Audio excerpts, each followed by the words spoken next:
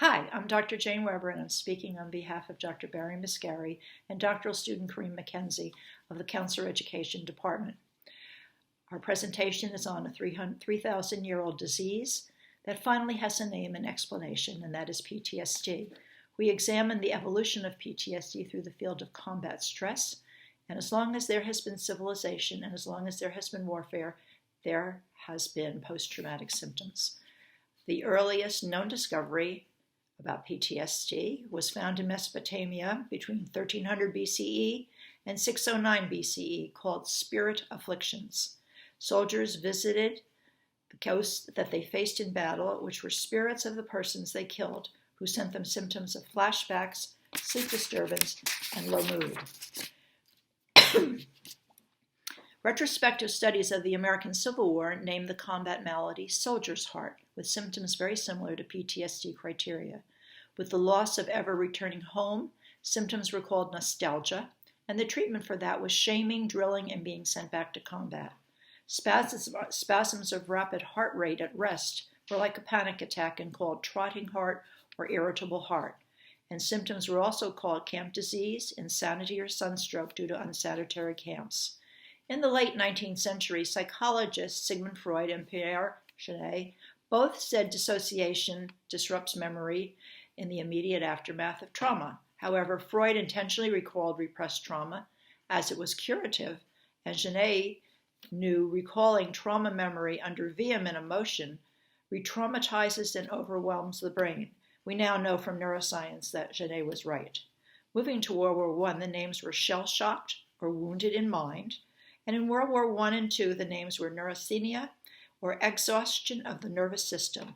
The belief was symptoms in trenches in France were caused by physical damage to brain from close explosion of artillery shells. All studies, however, failed to find any evidence.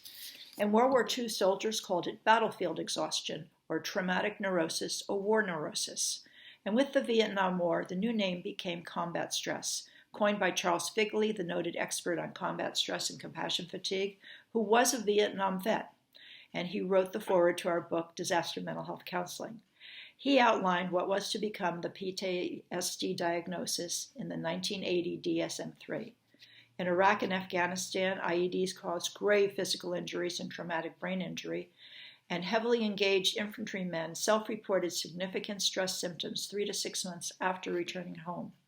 In 2013, the DSM-5 moved PTSD from the anxiety section to a new trauma and stress-related disorder section. So we have learned that trauma is a normal adaptive response to an abnormal event. Operational stress in combat has now been depathologized and demedicalized. We understand PTSD is grounded in the body's response to danger and stress, fight, flight, and freeze. And we know emotion regulation can be learned to remain within a window of tolerance so that healthy living within the body can be experienced without re-traumatization or the trauma story. Eric Gentry, the noted compassion fatigue expert, said, "If I want to heal, I was told I wouldn't have to confront my past and face down my traumatic memories. This process proved to be so terrifying and overwhelming for me that I fled therapy. We recommend the somatic therapies, body therapies, forward-facing therapy, and brain spotting. And because of this, the body remembers, and the body keeps score," the names of 2 titles of books by Babette Rothschild and Bessel van der Kolk. PTSD has a name for the injury of mind and body. It is up to us now, the generation of counselors and responders, to help find cures for symptoms. Thank you.